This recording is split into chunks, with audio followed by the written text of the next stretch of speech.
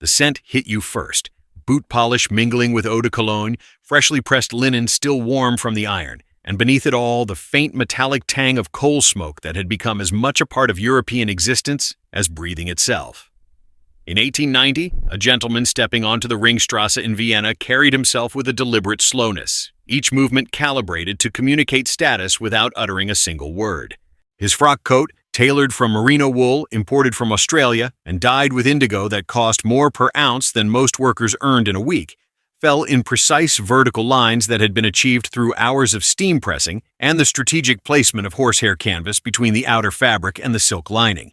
The lapels curved with mathematical precision, their edges finished with a stitch so fine it was nearly invisible, executed by a master tailor who had spent 7 years as an apprentice before being permitted to cut cloth for paying customers.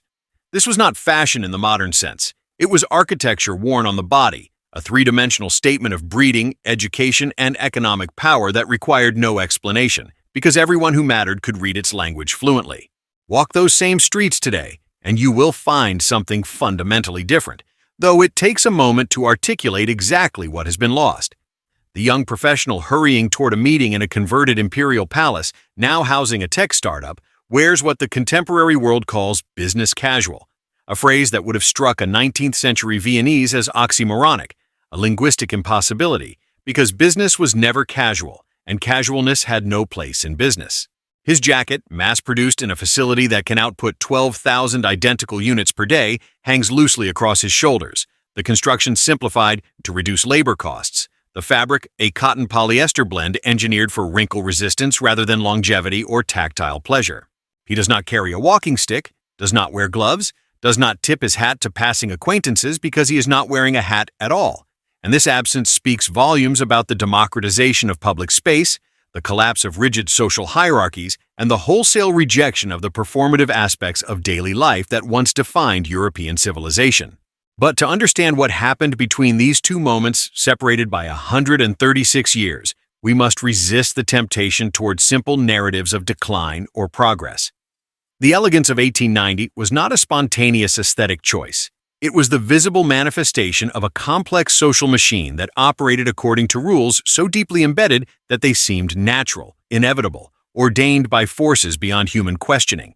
Consider the corset, that most controversial garment of the Victorian and Edwardian eras, which reshaped the female body into an S-curve silhouette that physicians warned could cause permanent organ damage, yet remained essential to respectable femininity.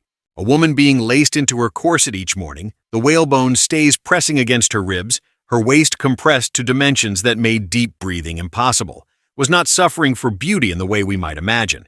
She was participating in a daily ritual that separated her from the working classes who could not afford such garments and could not have performed physical labor while wearing them.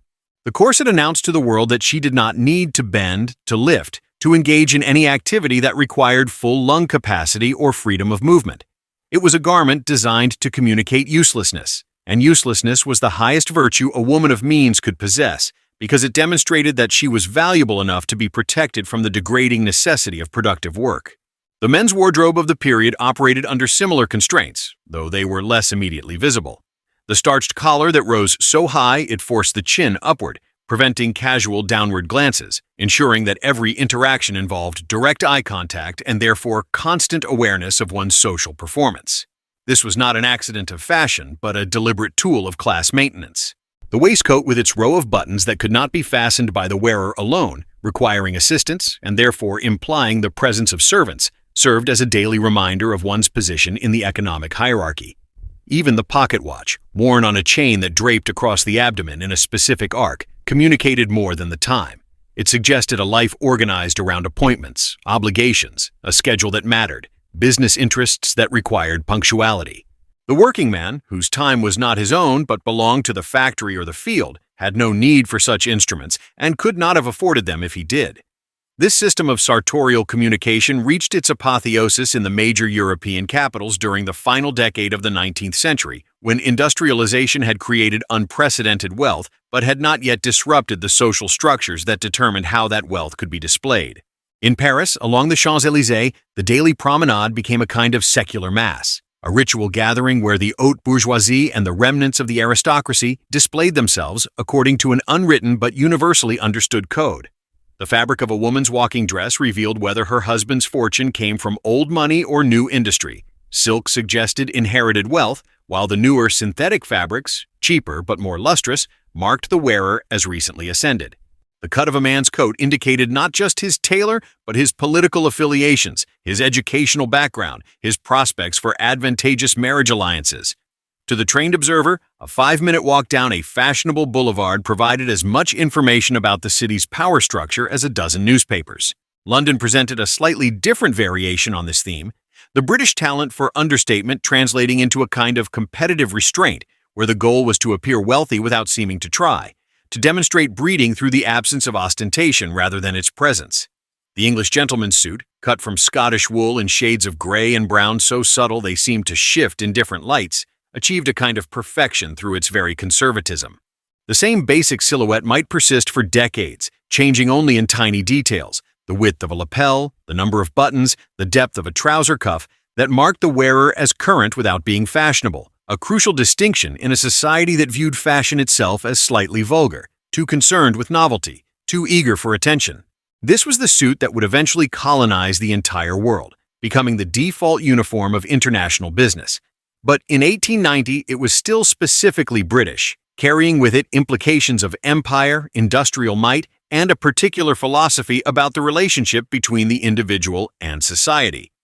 What shattered this world was not any single event, but a cascade of transformations that accelerated through the 20th century with bewildering speed. The First World War put millions of women into factories and offices, performing work that required practical clothing, and once they had experienced the freedom of movement that came with simpler garments, the return to restrictive fashion became psychologically impossible. The corset disappeared not because doctors finally convinced women it was unhealthy, but because women who had driven ambulances and operated heavy machinery could no longer pretend that helplessness was desirable. The rise of ready-to-wear clothing, enabled by standardized sizing and industrial production techniques, democratized fashion in ways that would have seemed utopian or dystopian depending on one's perspective. Suddenly, a shopgirl could wear a dress that approximated the silhouette worn by an heiress, and the visual markers that had once made class distinctions immediately obvious began to blur.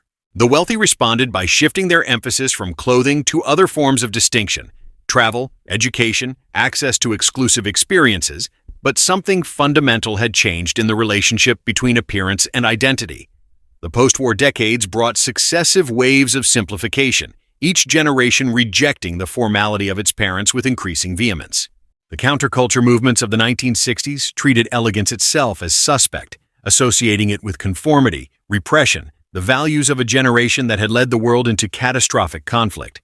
Jeans, originally workwear for miners and cowboys, became symbols of authenticity, of rejection of artificial social hierarchies, of a more honest relationship between self and presentation. The suit persisted in professional contexts, but even there it began to loosen, literally and figuratively, as business culture shifted from manufacturing to services, from local to global, from hierarchical to networked. By the turn of the millennium, the technology sector had introduced a new paradigm where formal dress was seen as antiquated, where the most powerful figures deliberately dressed down to signal their disruptive intentions, their freedom from old constraints. Yet something peculiar has happened in recent years, a kind of nostalgia-inflected backlash that manifests not as a return to 1890 standards, but as a selective, curated appreciation for elements of that lost world. Young men discover bespoke tailoring through YouTube channels that teach the arcane details of fabric weights and construction methods, pursuing a kind of sartorial knowledge their grandfathers would have absorbed unconsciously. Women explore vintage fashion not to replicate historical accuracy, but to cherry-pick elements, a silhouette here, a detail there, that can be integrated into contemporary wardrobes. This is not a revival, but a form of cosplay, fashion as conscious performance rather than unconscious expression of social position, and the difference is everything. When elegance becomes a choice rather than an obligation, when it can be put on and taken off like a costume, it loses the totalizing power it once possessed, but gains a kind of playful freedom that would have been unthinkable in the rigidly structured world of 1890. The contemporary European street presents a kind of sartorial chaos that would have baffled our 19th century observer. Business suits alongside athletic wear, vintage pieces mixed with fast fashion, global influences colliding with local traditions, individual expression, trumping collective conformity. What we have lost is the shared visual language that once made a person's place in the social order immediately legible, the aesthetic cohesion that came from everyone participating in the same system of meaning-making through dress. What we have gained is freedom from that system's constraints, the ability to construct identity through personal choice rather than inherited position, to move between contexts and personas with a fluidity that rigid dress codes made impossible. Whether this represents progress or decline depends entirely on what we value, the security of knowing one's place or the anxiety and exhilaration of having to choose it, the beauty of collective aesthetic agreement or the vitality of individual expression, the elegance of constraint or the messiness of liberty.